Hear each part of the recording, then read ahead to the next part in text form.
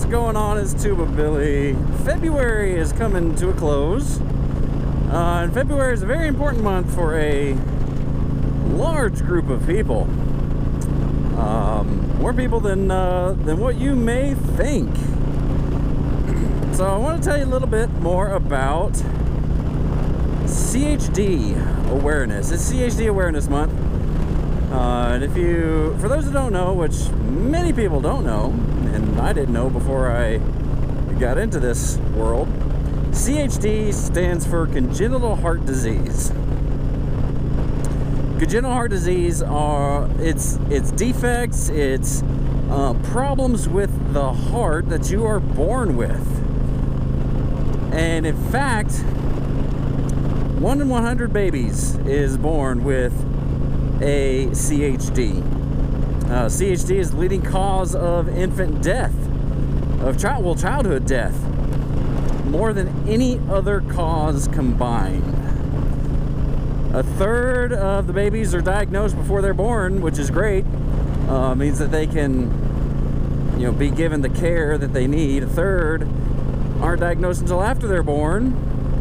So they're born, the doctors wouldn't see something that's wrong, hear something that's wrong, inspect it, say, oh yeah, here's this problem.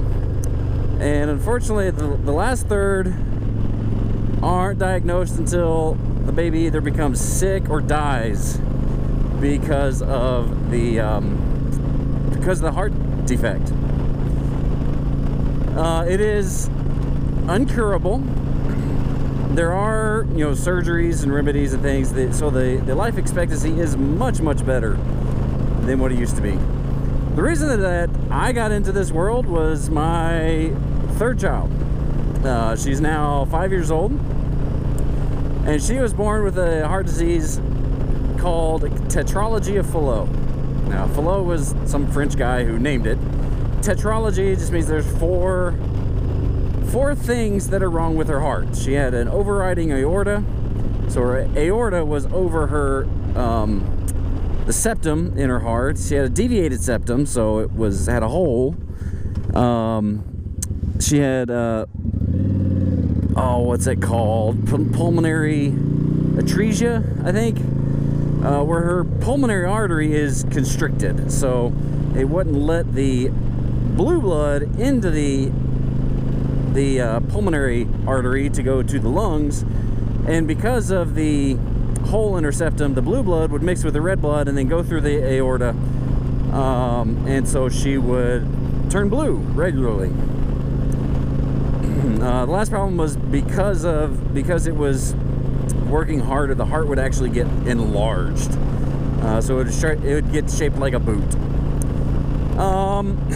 And so she was diagnosed with this at about 2 weeks of age. She was born. The doctors said, oh, it sounds like she has a slight heart murmur. It's probably nothing, but when you see your pediatrician, be sure they check it out. So we did at her 2-week appointment, and sure enough, he heard something. He said, it's probably nothing. Most of these things go away on their own, but we'll check it up with the cardiologist just in case. So I had a work thing going on, so I didn't go. Next thing I know, my wife is calling me and said, I don't know what he said, but he said something about heart surgery, and she's just breaking up in tears. I was like, oh, that's perfect. So we started a long journey to basically save my daughter's life. There's geese. Huh. And as little as 40-50 years ago, her diagnosis was basically a death sentence. They called it blue baby syndrome, where basically these kids would just randomly turn blue, and it happened when she was about maybe about 4 weeks old, 4 to 6 weeks old, something like that. I was changing her diaper, and of course, she's screaming as babies do, and then it was like a wave from her toes up to her head. She just turned this bluish gray death color, and it was so weird, so freaky. Well, she kept having these spells, they call them tet spells, and she had them so frequently that the cardiologist basically said he's going to put in a recommendation that she has surgery sooner than what they were planning on. Usually they want to wait till, you know, the babies are bigger, around 6-7 months, because so the heart's bigger. When babies are born, the heart's like the size of a walnut. It's teeny tiny. Can you imagine trying to operate on that thing? But she was having so many spells. She was a candidate for early surgery. So one day we get a call from CHOA, Children's Healthcare of Atlanta, and in Atlanta, and we were living down near Savannah. So they said, hey, we've got a bed for Anna, why don't you bring her on in? And we're like, all right, well, we'll be there in about 6 hours. And he's like, oh, that's fine, we'll wait for you. So we got there. She kept having spell after spell after spell. Her oxygen would drop down to like the 20s, and at one point it wouldn't go back up no matter what we did. And so after just a few hours staying in the kind of in the intake room, they put us in the cardiac ICU, and there she stayed for the next 13 days. Turns out she had a cold that we didn't know about. You know, babies just are kind of snotty and whiny all the time. But she had a cold. She had a rhinovirus. And because of that, she was not eligible for the full surgery, because that would have to put her on bypass. And if there's any type of infection in the body, going on the bypass machine is very hard. It's hard to recover from that, especially for babies. So they decided instead of doing the full repair surgery, they would put in a shunt, which is basically a pipeway to, you know, bypass the artery to help with her blood flow. Well, the next day after her surgery, the shunt clotted, and so she started having spells again. And so they had to go back in, put a stent into the shunt, which is basically a metal cage to keep the shunt open.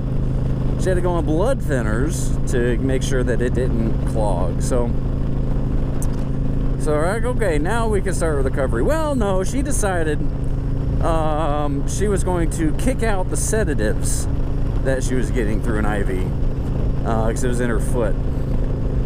And she had been basically under sedatives for several days. And when she kicked it out, she kind of went cold turkey. And so when I walked in one morning, she was, you know, just writhing, convulsing, making these weird throat sounds, and her eyes were going different directions. And I asked the nurse, I said, what is wrong with her? And she said, oh, is that not normal? And I about came unglued. I was like, what of this looks normal to you? We need a doctor in here. And all day, that was first thing in the morning, all freaking day, we were wondering, and we were worried that our baby was broken. We were gonna have basically a vegetable, a constant needs, stuck in a wheelchair kid. And so mentally we're preparing ourselves for this. And it wasn't until the night shift came. So, you know, we got there just after 7:30 a.m. That's with the, you know, the morning shift. 7:30 p.m. when the night shift came on, the doctor stopped by and said, oh, she's having withdrawals. Here, we'll give her this to help, you know, soften the landing. And I'm like, are you kidding me? She's been doing this all freaking day, and you're just now going to do something for her? It's like, man, these doctors. So that was kind of a, you know, out of left field. She would, on top of her viral infection, the rhinovirus, she also got a bacterial infection because she was intubated for so long. And she almost didn't make it. But thankfully she did. She went home with, I think, 5 medications that we had to give her, you know, 3 times a day, basically. She couldn't eat, she couldn't swallow, so she was on a feeding tube. And for the next 6 months, we basically just kept her alive. She was in congestive heart failure constantly. And so pretty much every day she would throw up. She would just vomit up everything that she had been fed. And, you know, the doctor said if she vomits more than, you know, twice in a 24-hour period, bring her to the hospital, because she was shunt dependent. If her shunt failed, she could die.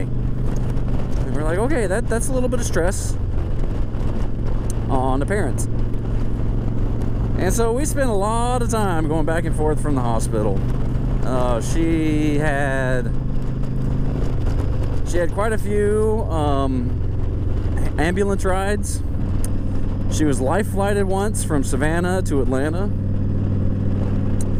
In fact, Easter was another one. She started just not breathing, and so we called 911. The ambulance came and got her, took her to our local hospital, which then they took her to Savannah, which had, you know, a children's hospital-ish. So it was a very interesting time in our lives. Our 4th kid, we wanted to be extra sure. 4th kid was, they thought he had a heart defect. He does a slight one. Coarctation of the aorta. The aorta has a kink in it. It's a kinky aorta.